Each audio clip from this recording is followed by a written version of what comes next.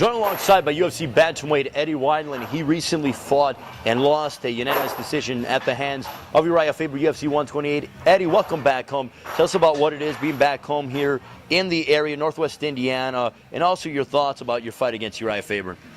It's nice to be home. You know, I'm a real homebody, and you know, the big city stuff is not for me. You know, as we were just talking about, you know, the big city is it's not my cup of tea. You know, I live 10 minutes from here, and it's just a small town, small community, good group of friends, and you know, it's home is home.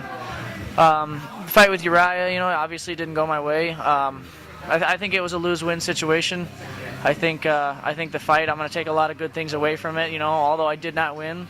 You know, he was the best guy. Was supposed to be one of the best in the world, and I took and dominated the best in the world for a round. And you know, not a whole lot of people can say that they did that to Urijah Faber. So I'm proud of that. What happened in between rounds 1 and 2? I mean, because obviously you looked fantastic in round 1, and then he took you down in round 2. The takedown seemed to be the factor and the deciding factor in the entire fight. I mean, what happened in between rounds 1 and 2? You know, I didn't fight a smart fight. The whole fight, it was over before it even began. I mean, it was just so quick. You know, it's kind of like I was trying to recall what happened after the fight, and like I said, I mean, it was just like bang, and the whole fight was over.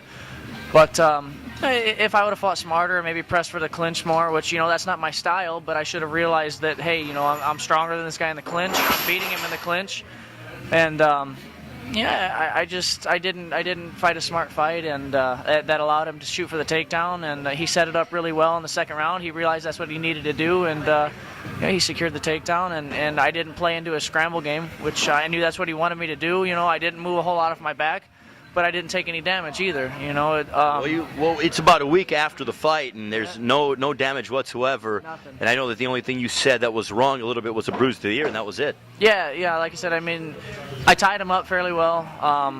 When the elbows were coming, I would move. I was blocking them, and yeah, I knew he wanted me to try and scramble to my feet because that's where he's best at. That's where he hits his rear nakeds and his guillotines from. I figured at least once or twice in those 4 minutes the ref would have stood us up. I was, like I said, I was taking no real damage. He wasn't super busy, but I guess he was just doing just enough to stay on the ground. Now, tell us about fighting inside the octagon. You've been in the WEC before, but how much of a difference is it from fighting in the WEC to fighting under the bright lights of the UFC inside the octagon? You're the co-main event. They have the countdown show focused on, you know, obviously John Jones and Shogun Rua, and also you and Urijah. But tell us about actually dealing with octagon jitters. Did you have any? No. I mean, I fought, and I think there's like 13,000 people there. I fought in front of 12,000 people before, so you know, the jitters. It was just another fight for me. You know, it was. I was going in there to have a good time. I went in there and had fun, and you know, I look at it. I look at my fights anymore as somebody's going to win, somebody's going to lose. I'm going to go in there and have fun. It's just another day of training, and you know, if you look at it that way, you go in there and have fun, and good things are going to happen. What was it like dealing with the PR during fight week? I know you guys had a press conference at Radio City Music Hall in New York City. You did a lot of PR running around at various sites and dealing with media from all over the world. What was that like? You know, it was cool. I mean, it was a really good experience. I enjoyed it. You know, it's I wouldn't want to deal with much more than what I dealt with. I am a pretty busy guy, and between scheduling interviews and doing everything that I had to do out there, and you know, it got really hectic, and about a weekend is all I was good for there. But you know, like I said, it was a good experience, and it was a nice change of pace. How was it like balancing all the responsibilities? Because being the co-main event and the main event, you have more responsibilities than that of guys that are, you know, on the earlier part of the card.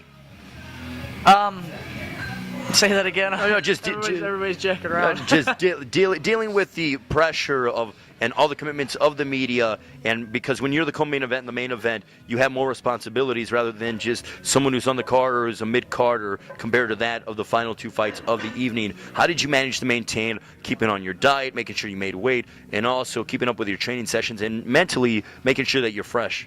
Yeah, you know, it's being the co-main event. I mean, most of the focus was on us and on Shogun and John Jones. But you know, it's when it came down to scheduling interviews and my diet, and you know, I always kept good on my diet. I mean, I cheated here and there. You know, I'm a sucker for a Reese's cup, but you know, trying training comes first. So when I was scheduling an interview, I had to make sure that I wasn't training. If they were only available while I was training, then I'm sorry, but unfortunately I got to train before I can do an interview. That's top priority, and if I can't train properly, I'm not going to be able to fight well. And like I said, that's the main goal.